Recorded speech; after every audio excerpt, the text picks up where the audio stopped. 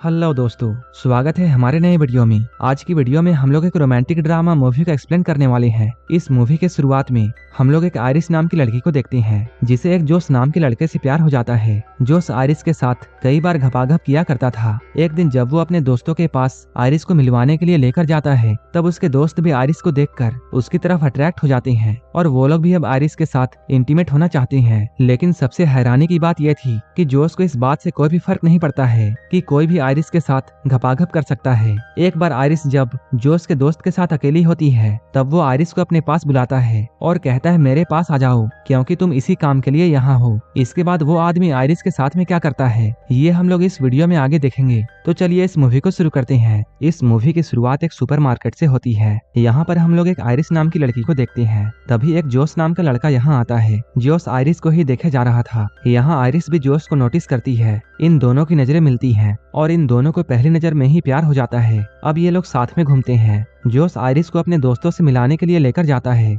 यहाँ आयरिस उससे बोलती है तुम्हारी दोस्त कैट मुझे बिल्कुल भी पसंद नहीं करती है। जोश कहता है कैट ऐसे ही है, इसलिए तुम उसकी बातों का बुरा मत मानो। इसके बाद ये लोग अंदर जाकर कैट से मिलते हैं। यहाँ इनके दोस्त पैट्रिक और इलाई भी आए हुए थे। ये सभी लोग अभी जिस घर में थे, ये घर सरगे का है। वैसे तो सरगे कैट का बॉयफ्रेंड था, लेकिन आयरिस को देखने के बाद अब उसकी निगाहें आयरिस पर पड़ जाती हैं। आयरिस और जोश काफी लंबे सफर से आए थे, इसलिए आयरिस ऊपर जाकर शावर लेती है। इसके बाद जब ये सभी लोग बैठे हुए थे, तभी पैट्रिक अपनी और इलाई की कहानी सुनाता है कि वो लोग एक दूसरे से कैसे मिले और उन्हें भी पहली नजर में ही प्यार हो गया था। उनकी कहानी को सुनने के बाद आयरिस कहती है मेरी भी कहानी कुछ इसी तरह है। आयरिस जब अपनी बातों को बोल रही थी, तभी वो नोटिस करती है उनका कोई भी दोस्त उसकी बातों पर ध्यान नहीं दे रहा था। यहीं पर हम लोग सरगे के बारे में जानते हैं। सरगे कई सारे इल्लीगल काम भी करता है। यहाँ पर कैट आयरिस से ये कहती है सरगे के पास सब कुछ है और उसकी तो एक सुंदर बीबी भी है। मैं तो बस उसकी टाइम पास हूँ। उसका जब भी मूड बनता है वो मेरे साथ इंटीमेट होता है। कुछ देर के बाद ये सभी लोग यहाँ डांस करने लगते हैं। तभी सरगे आयरिस के नजदीक आने की कोशिश करता है।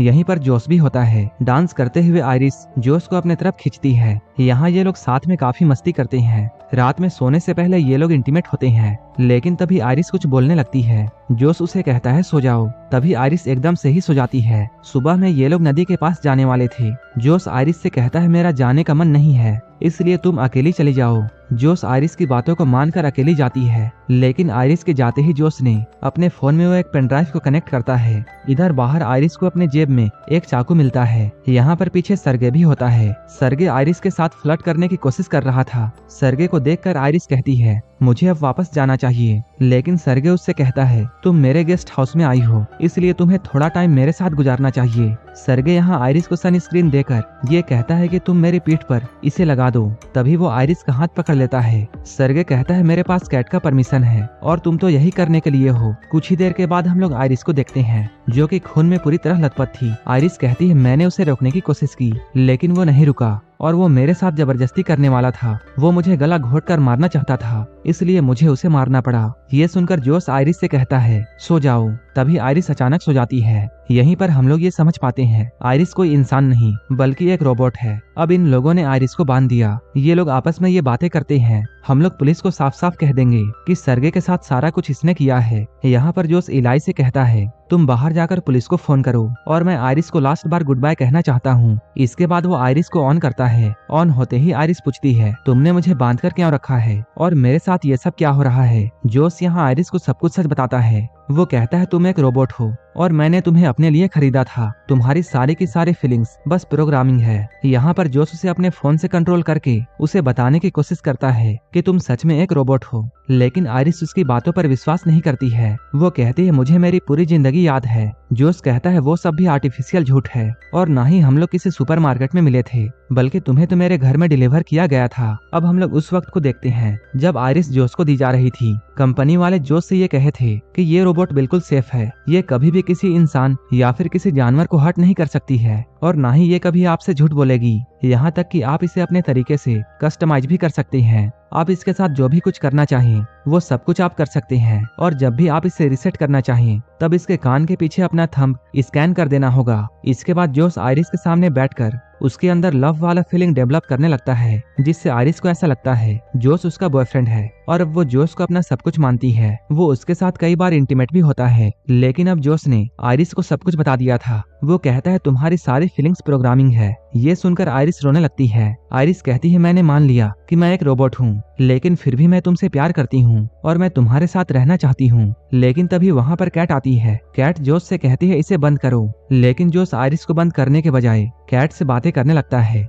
कैट कहती है ये हमारा प्लान नहीं था, तुमने उसे दोबारा ऑन क्यों किया? जोश कहता है मैं बस लास्ट बार उसे गुड बाय कहना चाहता था। यहीं पर हम लोग ये जानते हैं ये सारा का सारा कुछ जोश और कैट का प्लान था। इन दोनों ने मिलकर आयरिस के सेटिंग के साथ छेड़छाड़ की थी ताकि वो सरगे को मार दे। लेकिन इधर आयरिस पास में पड़े हुए चाकू की तरफ बढ़ती है। जब जोश उसे बंद करने के लिए उसके पास में आता है, तब आयरिस उसे जोर से एक मुक्का मारती है। कैट ये सब देखते रह जाती है। इसके बाद आयरिस जोश का फोन लेकर यहाँ से निकल जाती है। अब जोश ये सारी बातें इलाई को बताता है। वो कहता है मैंने ही आयरिस के सेटिंग के साथ में छेड़छाड़ की थी ताकि वो सरगे को मार दे और उसका सारा का सारा पैसा हमारा हो जाए। इसके बाद ये लोग इस पैसे में एक हिस्सा इलाई को भी देने की बातें करते हैं। इलाई कहता है तब तो एक हिस्सा पैट्रिक का भी होना चाहिए। जोश कहता है पैट्रिक का कैसे? यहीं पर हम लोगों के सामने एक और बड़ा खुलासा होता है कि पैट्रिक भी एक रोबोट है। ये लोग बातें करते हुए पैसों का 3 हिस्से करने के लिए मान जाते हैं, लेकिन पुलिस के आने से पहले उन्हें आयरिस को ढूंढना था ताकि वो लोग उसकी सेटिंग्स को पहले की तरह कर दे और पुलिस को उन पर शक ना हो। इधर आयरिस जोश का फोन लेकर आई थी और वो जोश के फोन को खोलकर अपनी सेटिंग्स खुद से ही चेंज कर लेती है और वो अपने इंटेलिजेंस को 100% कर देती है। इसके बाद वो ये सोचती है कि अब वो इस जंगल से कैसे निकले। अगर आयरिस चुपचाप जोश के कार तक जाती है, तब वो जोश के फोन को यूज करके उसके गाड़ी को खोल सकती है और आराम से यहाँ से निकल सकती है। लेकिन तभी यहाँ पर इलाई और पैट्रिक आ गए। लेकिन यहाँ पर हम लोग ये जानते हैं कि पैट्रिक को पहले से ये पता था कि वो एक रोबोट है। उसने ये बात अपने आप ही जान लिया था। पैट्रिक कहता है ये बात जानने के बाद भी मैं तुमसे उतना ही प्यार करता हूँ और तुम्हारी और मेरी पहली बार मिलने की जो मेमोरी है वो मेरे लिए बिल्कुल सच है। इलाई कहता है हाँ मैं भी तुमसे बहुत प्यार करता हूँ। लेकिन तभी जोश का फोन बजता है। इलाई ये समझ जाता है कि आयरिस यहीं है। आयरिस यहाँ से भागने की कोशिश करती है, लेकिन वो दोनों टकराकर गिर जाते हैं। ये लोग गन को लेने के लिए फाइट करते हैं, लेकिन इसी बीच इलाई को गोली लग जाती है। अब आयरिस फिर से भागती है और वो जल्दी से जाकर जोश के कार में बैठ जाती है, लेकिन ये कार बिना जोश के वॉइस कमांड के ऑन नहीं हो सकती है। इसके बाद आयरिस अपने कंट्रोल में जाकर अपनी आवाज चेंज करने की कोशिश करती है। तभी बाहर जोश एक पत्थर उठाकर कार के शीशे को तोड़ने की कोशिश करता है। ये शीशा टूटने ही वाला था, लेकिन तभी कार चल जाती है। अब आयरिस जोश को पीछे छोड़कर यहाँ से निकल जाती है। इधर जोश अंदर आकर सरगे का फोन ढूंढने लगता है। उसने सरगे के फोन से अपने कार चोरी होने की कंप्लेन कर दी। तभी कार साइड में लगकर अपने आप बंद हो जाती है और इसके दरवाजे भी अपने आप लॉक हो गए। इसके बाद जोश आयरिस को कॉल करता है। वो कहता है बेबी अभी भी कुछ भी नहीं बिगड़ा है, तुम मेरे पास आ जाओ और हम लोग मिलकर सब कुछ ठीक कर देंगे। हम लोग सारा का सारा ब्लेम पैट्रिक पर डाल देंगे कि उसने ये सब किया है। लेकिन आयरिस ने अपने इंटेलिजेंस को इतना बढ़ा दिया था कि वो जोश के झांसे में आने वाली नहीं थी। आयरिस कहती है तुमने मुझसे मर्डर करवाया है। इसके बाद आयरिस उससे ब्रेकअप कर लेती है। इसके बाद जोश पैट्रिक के पास में जाता है। वो इलाई के थंब प्रिंट से पैट्रिक को रीसेट करता है और वो पैट्रिक को अपने से कनेक्ट कर लेता है। अब पैट्रिक को इलाई के जगह में जोश दिख रहा था। इसके बाद जोश सेटिंग में जाकर पैट्रिक के अग्रेशन को 100% कर दिया और वो पैट्रिक को यह हुक्म देता है कि तुम जाकर आयरिस को ढूंढो। इधर आयरिस कार के शीशे को तोड़कर बाहर निकल रही थी, लेकिन तभी यहाँ पुलिस आ जाती है। इसके बाद आयरिस जल्दी से अपनी लैंग्वेज चेंज करती है ताकि पुलिस वाला उसकी बातों को नहीं समझ पाए। उसने ऐसा इसलिए किया था क्योंकि आयरिस के साथ कुछ भी हो जाए वो झूठ नहीं बोल सकती थी। इसके बाद वो जर्मन लैंग्वेज में पुलिस को सब कुछ बताती है, लेकिन इस पुलिस वाले को कुछ भी समझ में नहीं आता है। लेकिन वो पुलिस वाला कार में पड़े हुए चाकू को देख लेता है। इसके बाद वो आयरिस को हथकड़ी पहनाता है, लेकिन उसी वक्त पैट्रिक यहाँ आता है। क्योंकि पैट्रिक का एग्रेशन 100% था, इसलिए वो यहाँ पर पुलिस वाले को जान से मार देता है। इसके बाद उसने जोश के फोन से आयरिस को भी बंद कर दिया। इधर कैट घर के बाहर में एक पुलिस की कार को आते हुए देखती है, जिसमें से पैट्रिक निकलता है और इस पुलिस वाले की डेड बॉडी डिक्की में पड़ी हुई थी। कैट ये सब देखकर बहुत डर जाती है और यहाँ से भागने लगती है। जोश पैट्रिक से कहता है उसे रोको। पैट्रिक ने कैट को भी जान से मारकर उसे जाने से रोक दिया। ये सब पैट्रिक के बढ़े हुए एग्रेशन के वजह से हो रहा था। इसके बाद हम लोग जोश को देखते हैं, जो कि आयरिस के साथ में टेबल में बैठकर उसके साथ खाना खा रहा था। उसने आयरिस को ऑन किया था। जोश कहता है मैंने ये बात नहीं सोचा था कि तुम इतना कुछ कर जाओगी। तुमने इलाई को मार डाला और तुम्हारी ही वजह से कैट की भी जान चली गई। आयरिस कहती है नहीं, मैंने ऐसा कुछ नहीं किया है, ये सब तो तुम्हारा किया हुआ है। तुम सारा का सारा ब्लेम मुझ पर नहीं डाल सकते हो। आयरिस कहती है तुम बहुत बुरे इंसान हो और तुम बहुत कमजोर हो, तुम पूरी दुनिया को गलत समझते हो। आयरिस अभी ये सब बातें बोल ही रही थी, तभी जोस अपने फोन को लेकर उसके इंटेलिजेंस को 0 कर देता है। जोस कहता है तुम बोलती हो कि तुम्हें दर्द फील होता है, तो आओ हम लोग टेस्ट करें। वो आयरिस के हाथ को जलते हुए कैंडल के ऊपर रखता है। उसी वक्त जोस के पास में आयरिस को बनाने हुए कंपनी से कॉल आता है। वो लोग यहाँ आ रहे थे। इधर आयरिस का हाथ जल चुका था। तब जोस ने कैंडल को बुझाकर उसके हाथ में गन थमा दी और वो आयरिस को ये ऑर्डर देता है कि तुम अपने आप को गोली मारो। इसके बाद आयरिस उसकी बातों को मानते हुए अपने आप को शूट कर लेती है। इधर कुछ ही देर के बाद आयरिस को लेने के लिए उसके कंपनी वाले आते हैं। यहाँ उन लोगों के सामने पैट्रिक एक पुलिस वाला बनता है, जिस पुलिस वाले को उसने मार दिया था। वो लोग पैट्रिक को देखकर ये कहते हैं तुम्हें देखकर ऐसा लगता है कि तुम्हारा चेहरा काफी जाना पहचाना है, लेकिन इन लोगों को याद नहीं आ रहा था कि इन्होंने पैट्रिक को कहाँ देखा है। तभी एक आदमी कहता है हमारा काम तो बस इस रोबोट को ले जाना है और बाकी का काम हमारे कंपनी वाले देख लेंगे।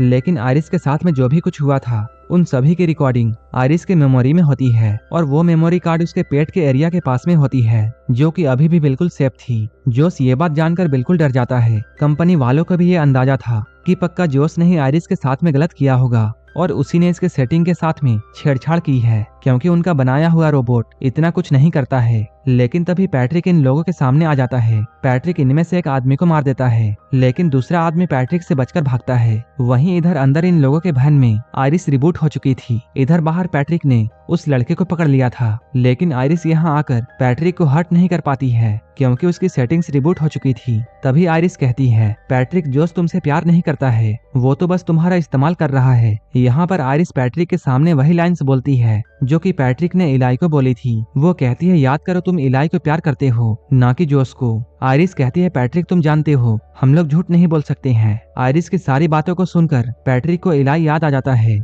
इसके बाद वो अपने आप को खत्म कर लेता है। इसके बाद आयरिस इस लड़के से एक हेल्प मांगती है। वहीं इधर अंदर हम लोग जोस को देखते हैं। यहाँ सारे के सारे पैसों को लेकर जोस यहाँ से भागने वाला था, लेकिन तभी उसे अपने दोस्तों की आवाजें आने लगती हैं। ये सभी आवाजें आयरिस निकाल रही थी, क्योंकि उस लड़के ने आयरिस के सेटिंग के साथ छेड़छाड़ करके उसे सभी चीजों का फुल एक्सेस दे दिया था। अब जोस का फोन भी आयरिस को रोक नहीं सकता है, लेकिन अभी भी आयरिस जोस को हर्ट नहीं कर सकती थी, क्योंकि वो उससे अभी भी प्यार करती है। इसी चीज का फायदा जोस उठाता है और वो आयरिस को बहुत मारता है। वो इस बार आयरिस के पेट में गोली मारेगा ताकि उसकी सारी की सारी मेमोरी चली जाए और वो हमेशा के लिए मर जाए। लेकिन अपने आप को बचाने के लिए आयरिस उस पर हमला कर देती है और इस हमले में जोस मारा जाता है। अब आयरिस अपने रोबोट होने की सच को एक्सेप्ट कर लेती है और यहीं पर ये मूवी खत्म हो जाती है। इसी तरह की मूवीज के लिए आप हमें टेलीग्राम और इंस्टाग्राम पर फॉलो कर सकते हैं, जिसका लिंक डिस्क्रिप्शन में दिया हुआ है। और मूवी अच्छी लगी हो तब एक लाइक जरूर कर देना और ऐसे ही वीडियोस के लिए हमारे चैनल को जरूर सब्सक्राइब कर लेना।